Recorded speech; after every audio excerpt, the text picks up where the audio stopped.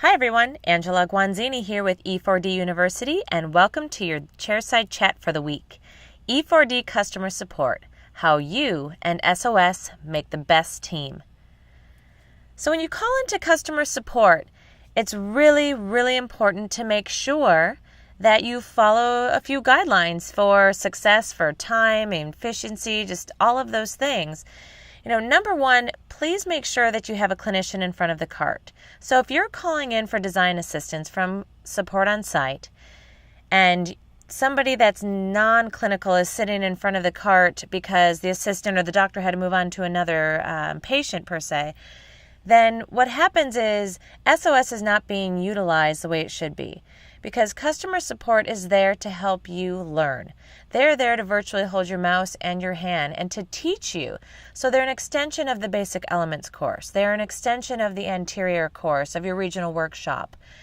So they are masters at that software, and they're there to teach you how to use different design tools or how to get through orientation or to, questions that you have on the mill tab. So making sure that that clinical person that's actually utilizing the software on a daily basis is actually the person that is speaking with customer support.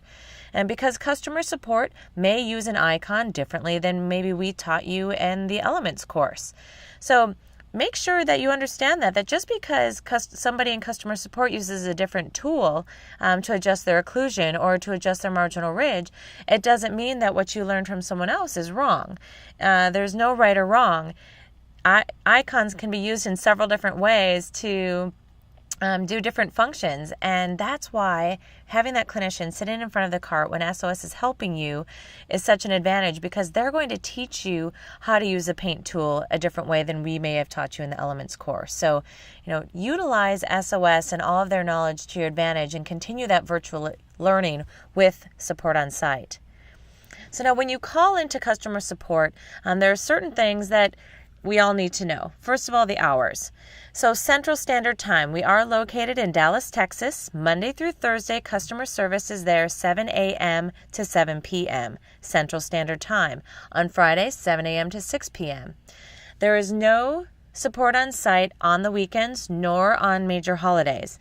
So if you're open on the weekend, you can call and leave a message, but do know that that's not going to be taken up until Monday morning at 7 a.m. Central Standard Time. Listening to the prompts. This is imperative. When you are calling in for software support, meaning clinical design, software assistance, question about your margin, about orientation, about your design, that is prompt number one. So any question that you have about a clinical design or software assistance is going to be prompt number one. Prompt number two is going to then be for hardware.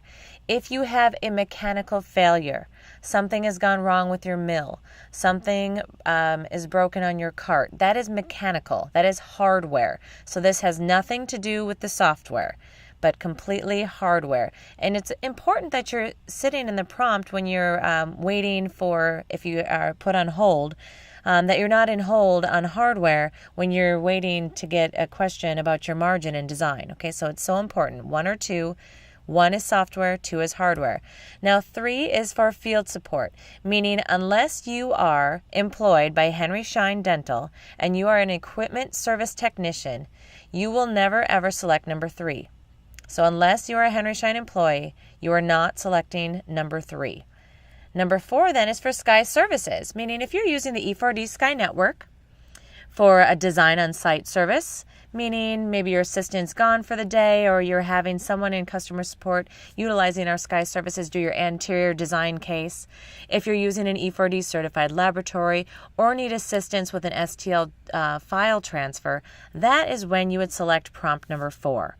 So really make sure that you are waiting and you're selecting the correct prompt.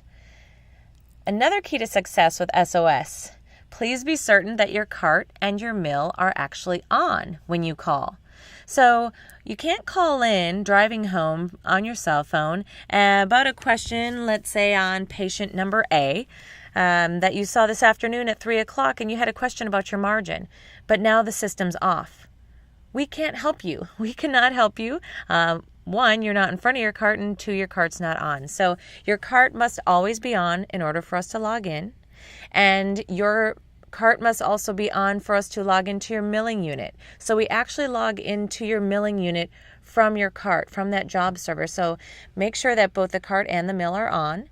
And then if you happen to be scanning, but something was going on with your mill and we needed to log into your mill, we cannot log into your mill while you're in the middle of design or you're in the middle of scanning.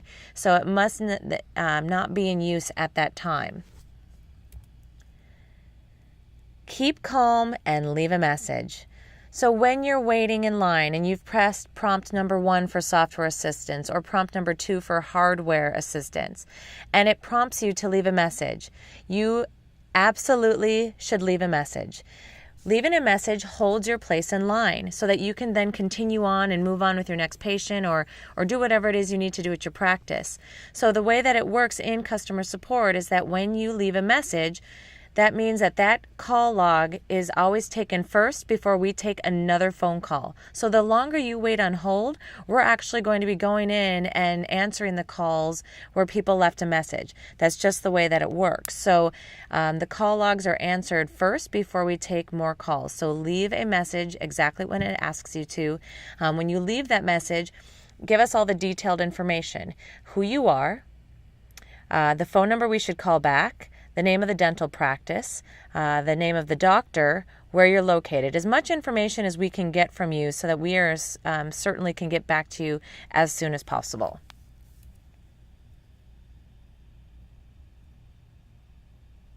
Business of Dentistry Conference. So coming up here in just a couple weeks, we are going to be heading out from Dallas and heading to Las Vegas to stay at the beautiful Aria Resort. There's going to be a lot going on with the Dentrix folks, as well as with the E4D. We're going to be over at LVI, the Las Vegas Institute, working with Hands on Nevo. We're going to be at the ARIA delivering courses on time management, on design, on just a plethora of knowledge in CAD/CAM as well as in time management from Dentrix. So please bring your staff. It's going to be a great time, obviously in Vegas, and just get to mingle with your peers in the CAD/CAM world. Please visit www.businessofdentistry.com/E4D for more information. All right. Well, thank you as always. I enjoy my weekly chairside chats with you all, but I do want to hear from you. This week, talking about SOS. If there are any questions that you have in regards to SOS, please email me at aguanzini@d4dtech.com. Or even better, if you have ideas for me for future chairside chats, what can I help you with? What are you interested in? What more can I do for you? So please don't hesitate to give me an email, or shoot me an email, I should say, or you can always call our corporate number 972-234-3880 and ask for our education department. So until next week, happy scanning.